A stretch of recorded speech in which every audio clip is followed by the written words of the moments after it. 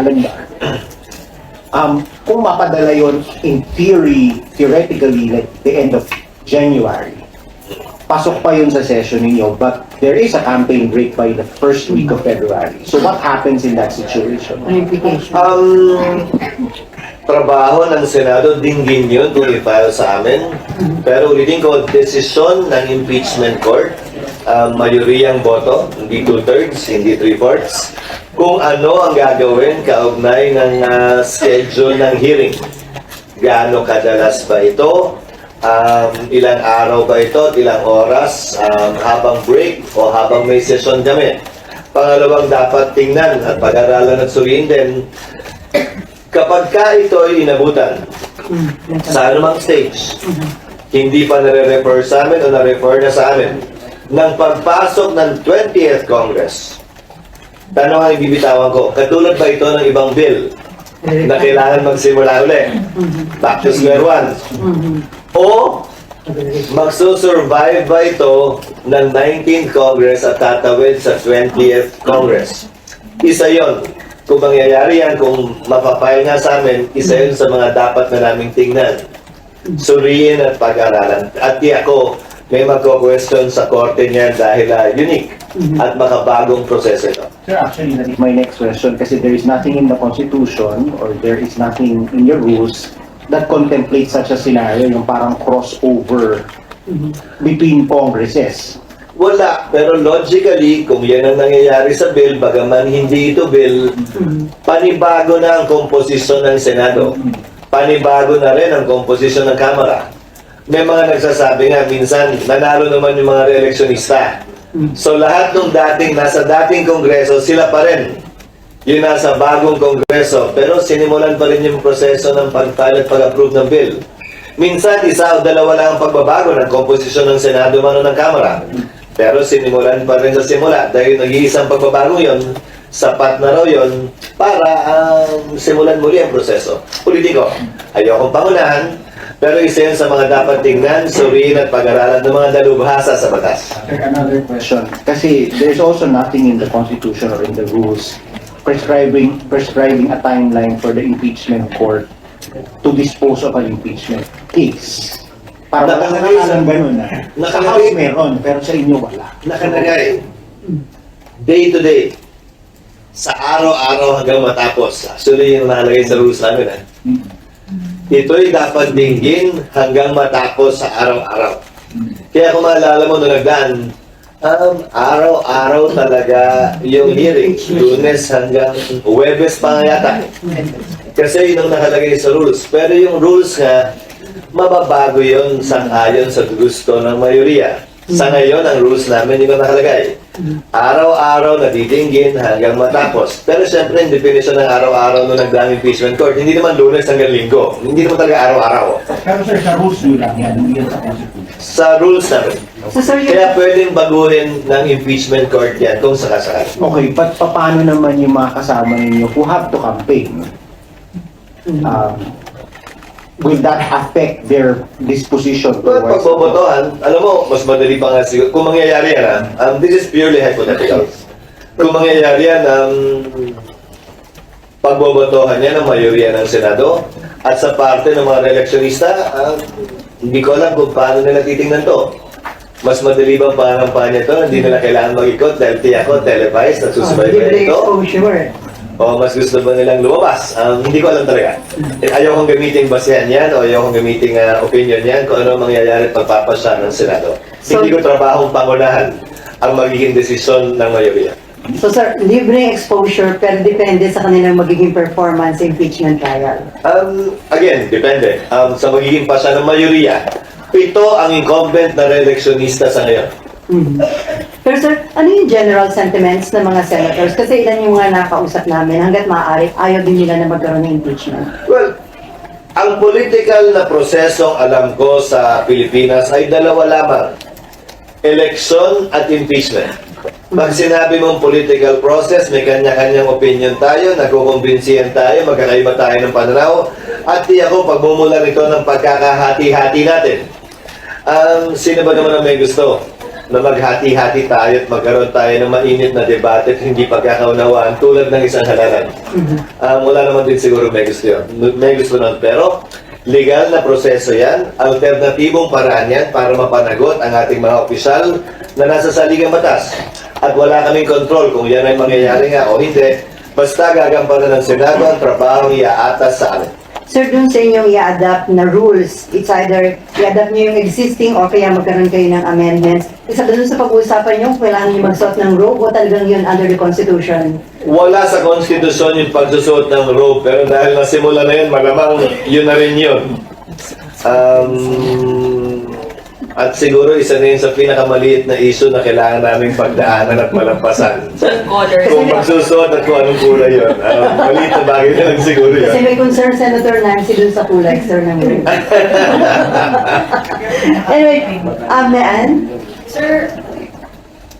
Sir, balik lang ako dun sa mga re-electionist. Hindi ba parang lugi sila, sir, kung matuloy itong impeachment? Hindi nga sila masyadong makakaikot, sir. Hindi ito question ng lugi o lamang. Question ito ng legal na proseso tungkulin na dapat gampanan ng Senado kung mangyayari nga. At hindi rin para sa akin sabihin, lugi o lamang sila dito. Pagdating sa trabaho at tungkulin, lamang man o lugi, dapat namin gawin at gampanan yun. May mga nakikiusap. Sa babay now, sir, na mga re-electionists na kung pwedeng patapusin na muna yung... May ganun bang concern, sir? Among your colleagues? Wala pang nagtanong at lumapit sa akin kaugnay ng bagay na yan dahil alam naman nilang labas at hindi kasama sa kapangyarihan o labas sa kamay namin. Yung pagpapasya, kung may iyahain nga ba sa amin o wala. Wala kaming impluensya, karapatan o pakialam doon. Sir, isa na lang. Just in case umakyat dito, babaguhin niyo ulit lahat ng rules. Tama ba, sir? Hindi siya parehas nung sa corona impeachment. Posibleng baguhin, posibleng i-adapt lahat. Ang problema lang, pag babaguhin namin o may babaguhin kami, kailangan namin i-publish muli. At magkukos yun ng konting panahon. Ilang days, sir? Depende. Hindi siya pwedeng immediately executory ayon sa desisyon ng Korte Suprema. 15 days upon the completion of its publication. So, sir, So may ganong klaseng mga konsiderasyon kung may babaguhin sa rules. Depende kung gaano ka-substantive o procedural man yung rules. and then pag-usapan nyo rin, sir, sa regular session, yung pag-amend or pag-adapt ng existing rules sa impeachment. Hindi. Impeachment court ang magpapasya nun. So magkukonvene na kayo as impeachment. Dapat Doon mag-convene pag-usapan. kami para mapag-usapan yun. At bago kami mag-convene, kailangan namin lahat sumumpa bilang mga miyembro ng impeachment court. Pero hindi namin gagawin yun kung wala namang inihahain pa sa amin. Sir, okay. Isa na natin. Sir, yung 15 days, kailangan siya publish 15 days, tsaka kayo magsa-start ng hearing. ng Hindi. impeachment court. Sang-ayon sa desisyon ng Korte Suprema sa Tanyada versus Tubero na medyo ilang dekada na rin lumilipas. Anumang panibagong rule, dapat i-publish at magiging effective lamang yan 15 days following the completion of its publication. Kaya pansin nyo yung mga batas, nakalagay palagi, na hindi pwedeng immediately effective yung mga batas na pinapasa namin kahit nakalagay immediately effective. Ang masusunod pa rin yung desisyon ng Korte Suprema na epektibo lamang ito matapos ito makalipas ang 15 araw matapos ito ma-publish. In fact, nakalagay pa nga dun sa Tanyada versus Tubero decision, once a week for 2 consecutive weeks. So, para walang issue, walang question, malamang kung may pagbabago kami gagawin sa rules, susundin namin. So may nag-leak na message ni PBBM sa mga congressman na parang sabi niya ayaw na ng impeachment. Sa Senate ba, sa inyo nag-message din yung President? Wala. Wala. At saka kung may patutunguhan naman talaga yung message na yun, na inangkin, inamin na ni Pangulong Marcos, sa Kamara naman talaga yun. Dahil kung walang matuloy sa Kamara, wala namang aabot sa akin. Sir, ang concern na marami kasi divisive itong impeachment process. Ito ba maaaring maka-affect sa peace and order na ating bansa at maka-discourage sa foreign investor o sa business sector? Well, anumang politically divisive issue sa isang bansa, palagi makaka-apekto sa kumpiyansa ng negosyante at makaka-apekto palagi sa ordinaryong pagtakbo ng pamahalaan. Dahil iba naman talaga ang galaw, kilos at salita kapag nagkalinyahan na ng kampihan ng pula at puti. So yung confidence ng business sector pwedeng maka-apekto, sir, at sa takbo na negosyo. Posibleng maapektuhan, oo. Pero ayon sa economic managers, sa ngayon, dahil nga hindi pa naman natutuloy, puro chismis at usapan lamang naman to, kampante pa rin ng economic team ng Pangulo na ito hindi makaka-apekto hanggang sa pagtatapos ng economic numbers ng ating bansa sa taong ito. So malaking challenge ito sa administration ni Pangulong Marcos. Paano niya mapapanatili stability, yung kumpiyansa nga ng... Challenge sa ating lahat ito. Lahat ng opisyal, kabilang na yung mga opisyal na involved, pabor man o kontra sa administrasyon. Dahil siguro naman, walang opisyal ng bansa na ayaw maging maayos ang takbo ng pamahalaan at ng bansa. Wala ring ordinaryong Pilipino na gustong magkagulo ang ating bansa. RG. Sir, by having, or if ever there is a proceeding... Kanina pa tayo hypothetical Wala ba tayong real talk? Hindi, kasi... May mas real talk akong nabasa sa ano. It's showbiz. Sige na, puro hypothetical kasi. Hindi, kasi ano, by having all of these impeachment issues this close to an election, hindi ba magiging election issue yan that will affect, I guess, the minds, especially of the judges who are running in the election? Definitely. Naalala nyo nangyari na ito noon? Noong impeachment ni dating Chief Justice Davide. Papalapit na sa eleksyon yun. Davide. Yung pera. Papalapit sa eleksyon yun. Malapit na malapit sa eleksyon. Hindi, mambabatas pala ako nun, miyembro ako ng Kamara nun. Nagkalinyahan ang simbahan noong panahong yon, kumampi kay Chief Justice Davide. Inaaway kami ng mga bishop namin patungo sa isang halalan. Nangyari na yun sa ating kasaysayan. At titimbangin siyempre yun ng sino mang tumatakbo. Kung babalik ka naman ninyo, nangyari sa impeachment ni Chief Justice Davide, hindi ito nakaligom ng 1/3. Pinagbotohan yun sa plenaryo. Hindi nakaligom ng 1/3. Pumosisyon ng presidente noon laban sa impeachment, si dating Pangulong Arroyo, kung nating naalala. So, hindi ito unang beses mangyayari sa ating kasaysayan kung sakasakali. Sir, yung INC... Nandun nga lang ako sa Kamara. No? Anyway, sir, yung Iglesia ni Cristo, magsasagwa daw ng malakihang rally para harangin ang impeachment case against VP Sara in support daw ito, sundagin panawagan ng Pangulo. Anong... Ewan ko kung pareho yung napanood mo sa napanood ko, pero ang sabi ng Iglesia ni Cristo, susuportahan nila ang posisyon ng Pangulo na hindi siya sang-ayon sa impeachment. Pero, Malaki ang pagkakaiba nun kung inuna mo na yung pangalawa kaysa sa una. so, may ano naman. In support yata dun, sir, magsasagwa sila ng malakihang Bilang rally. pagsuporta nga sa posisyon ni Pangulong BBM, walang sinabing pagsuporta, kung tama ang pagkakarinig ko, at pagkakapanood ko, kaugnay sa sino mang binabalakang sampahan ng impeachment. So hindi yun... Maliban na lang kung magkaiba yung napanood natin, pero mukhang pareho. Pero sir, ito nga yung support nga dun sa panawagan ni Presidente na huwag na sana magkaroon ng impeachment. Pero hindi naman ito pagsuporta ng INC kay VP Sara. Hindi para sa akin na magsalita para sa kanila. Ini-interpret ako lamang yung kanilang sinabi base sa mga salitang ginamit na ito'y pagsuporta sa posisyon at pananaw ni Pangulong Marcos na hindi makakabuti ang impeachment sa ating bansa sa panahong ito. So ito nga mangyayari, malukang rally ng INC, patunay na talagang very divisive itong impeachment. Marahil patunay na ayaw nila tulad ng maraming Pilipino na magkawatak-watak tayo kung kailan maganda na sana ang takbo ng ating bansa. At marahil posisyon ito na hindi dapat madiktahan ng 1, 2 o 3 tao kahit pinuno pa natin sila na magkahiwa-hiwalay kung magkawatak-watak tayo. Obligasyon ng bawat Pilipino tiyakin at hanapin yung nag-iisang daan na pwede nating pagkasunduan at pagkaisahan sana. Imbis na pilit natin hinahanap yung pag-aawayan natin, pagkakawatak-watak natin at hindi natin pagkakasundo-sundo. Before NIMPA, bilang kayo yung Senate President na magkakaroon ng impeachment, parang, ano yun, sir? How do you feel? May concern ka ba? Or Wala. ano ba yung magiging trabaho nyo bilang kayong Presidente na May nagsabi nga sa akin, kung matutuloy yan, grabe, 3 oras kung papanoorin yan. Sabi ko, ikaw nga, manonood lang, kami uupo doon at 3 oras din mahigit. Pati kayo. Trabaho ang tingin ko rito, kung dumating man, haharapin namin.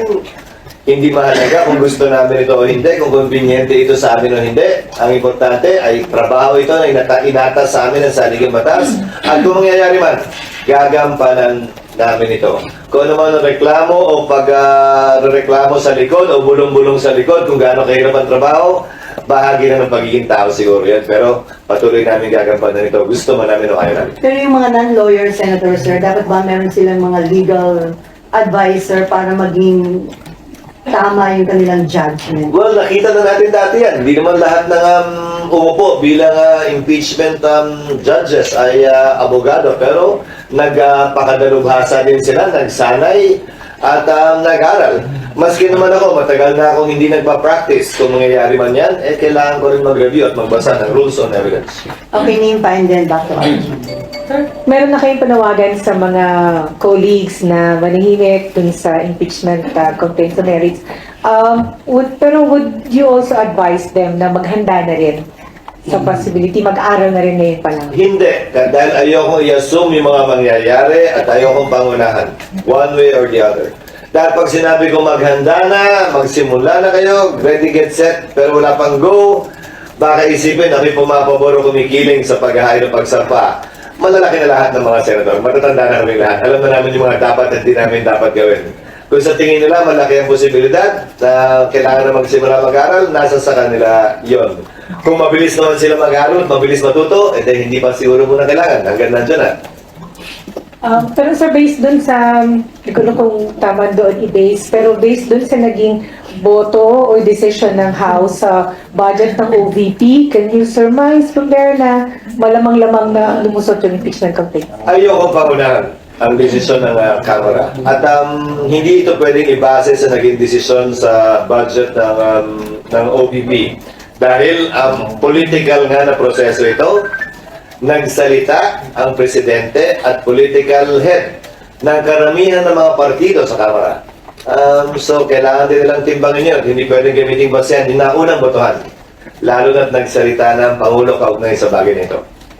And then sir, lagi sinasabi na magiging dahilan to ng pagkakawatak-watak, kapos kayo sa oras, but paano nyo, how can you hold the Vice President accountable dun sa paggamit ng confidential funds? Would it help na magsalita na siya, mag-explain na nga naman? Kasi paligoy-ligoy, sir, yung mga explanation.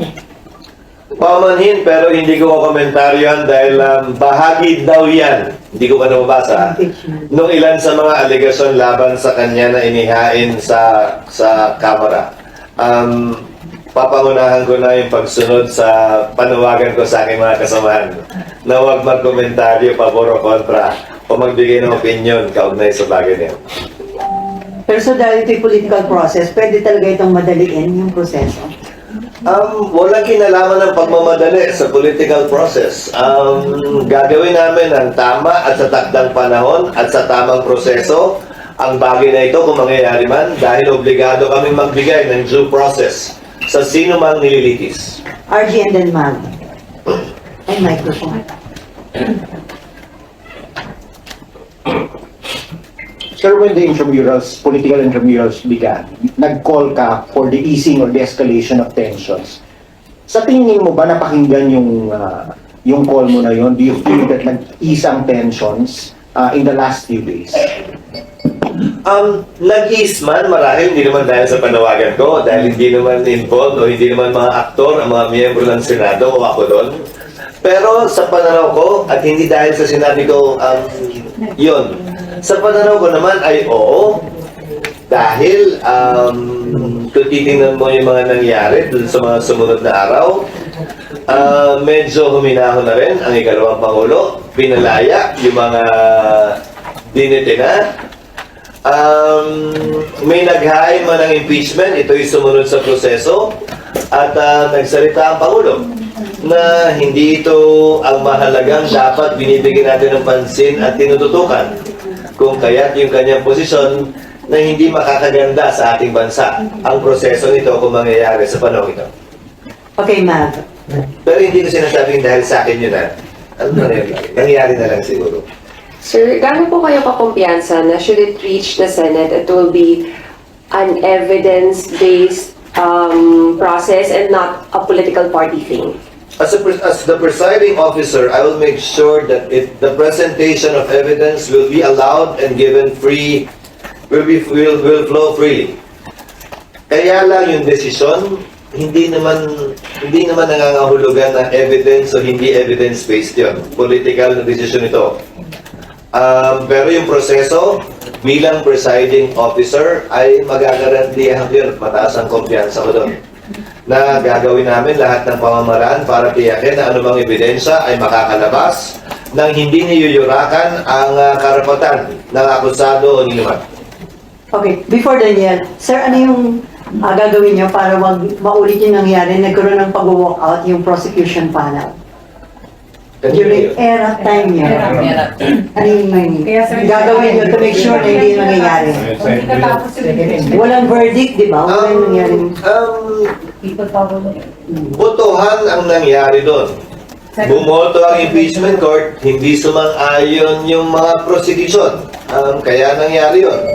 Pero yung pagboboto, yung botohang yun at yung proseso sa pagboto, sinunod nila yung rules na impeachment court. Yung reaction na yun ay labas o hindi nasaklaw ng proseso ng impeachment. Okay. Ang Daniel. Sir, good morning. Sir, yung mga senators, usually kayo, nakikinig talaga kayo sa public opinion. And tingin niyo ba, sir, kung sakali lang dumating dito yung impeachment, malaking factor din yun? Dahil political process ito, dahil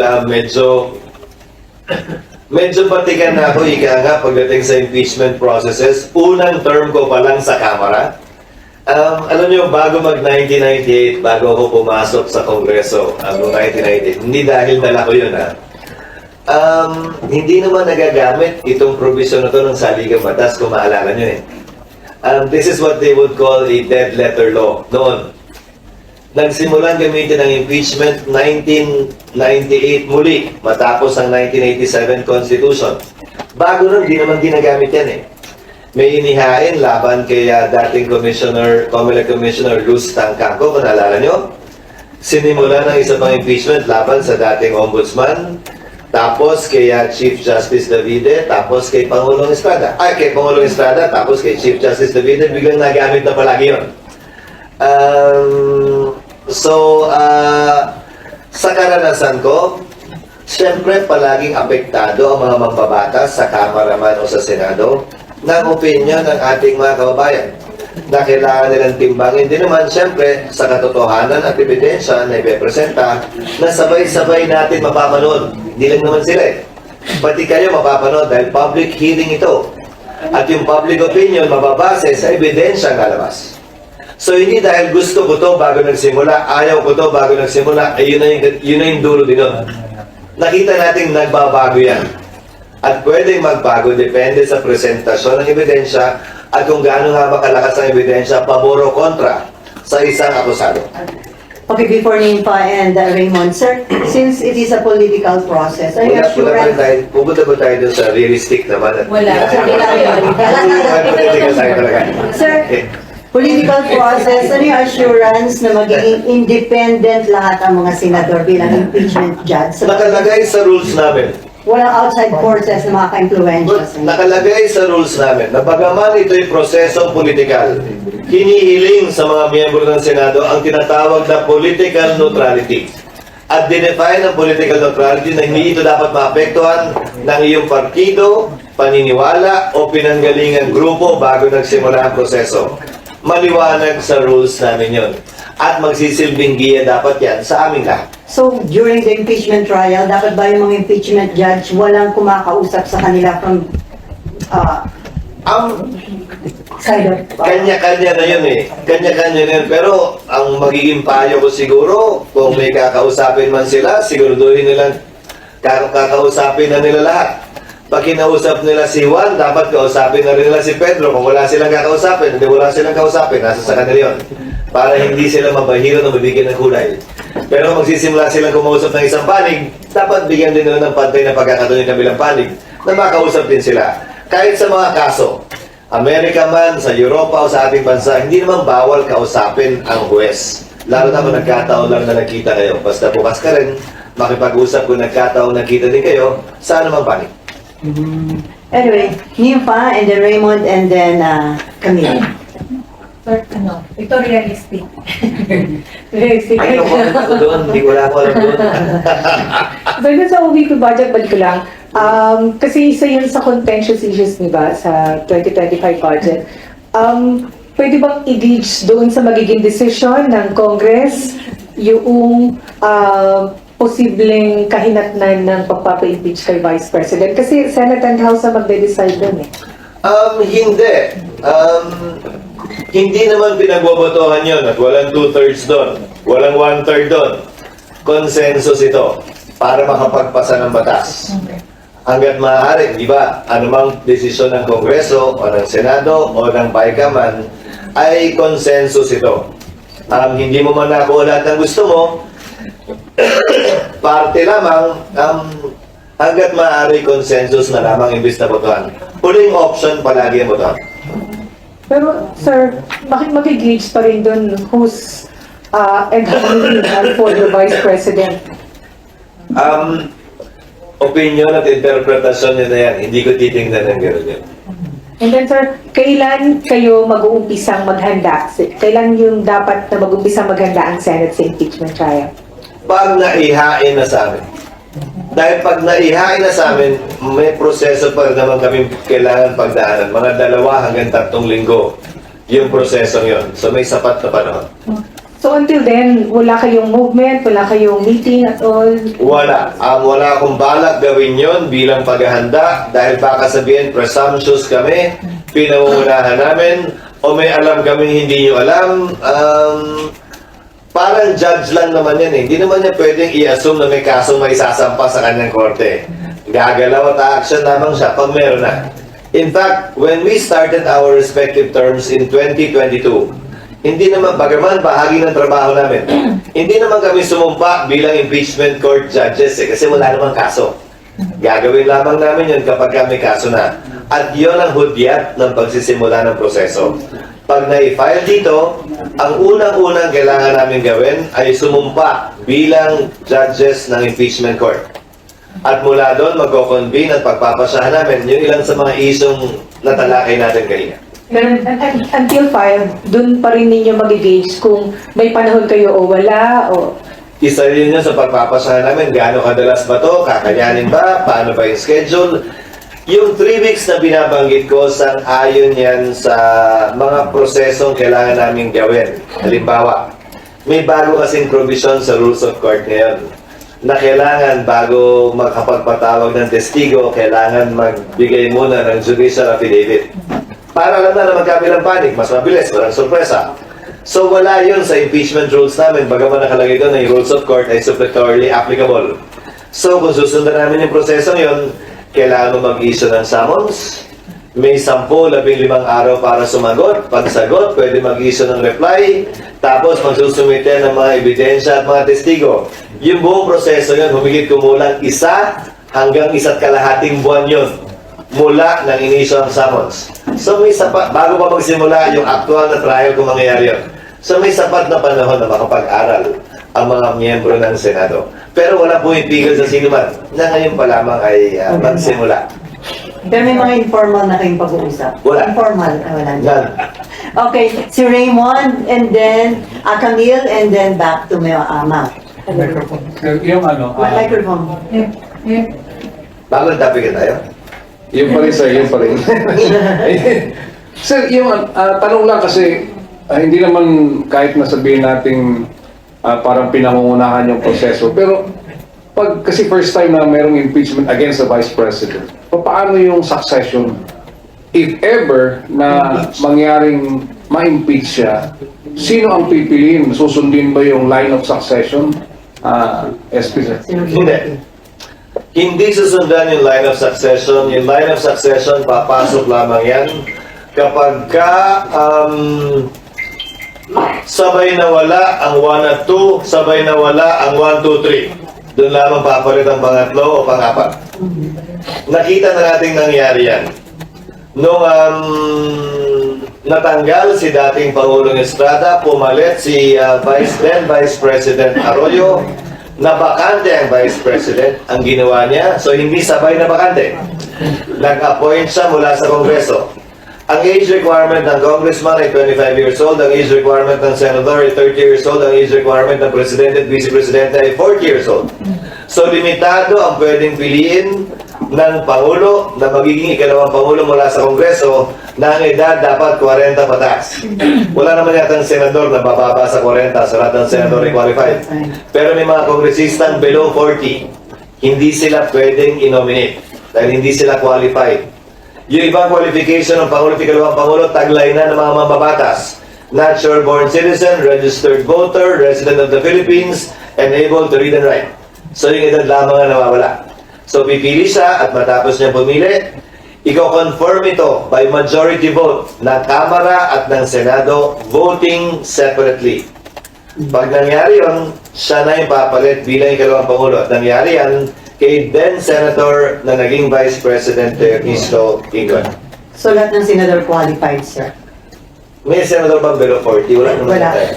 So lahat. So yes, sa Kamara naman, hindi lahat, only because of age. But the President will nominate. Yun ang unang beses nangyari yan sa ating sistema. At nakita natin tumakbo na maayos yun. No more Raymond. Camille. Hello, sir. Good morning. Yes. Sir, kasi during the time of former President Estrada, kasama po si Chief Justice Davide, na gumawa ng parang mga rules ng Senado noon before the impeachment proceedings. What steps will you take to ensure na yung trial na mangyayari, potential trial, I mean, will be parang may rules din and steps kayong as guidelines na susundin? Will it be the same na prior to the potential trials, magkakaroon din ba kayo ng meeting with the Chief Justice since kasama siya sa magiging proceedings po nito? No, hindi siya kasama sa proceedings na ito. Ayon sa saligang batas, magpe-preside lamang ang Chief Justice kapag ka Pangulo ang ini-impeach. Sino mang ibang opisyal na ini-impeach na mababa sa Pangulo, ang magpe-preside lamang ay ang taga-Pangulo ng Senado at walang papel. Nagagampanan ang punong maestrado. Kaya nung kay dating Pangulong Estrada, naalala nyo, nandun si Chief Justice Davide. Nung si Chief Justice Corona ni-impeach, si Senate President Enrile lamang ang nagpe-preside. So,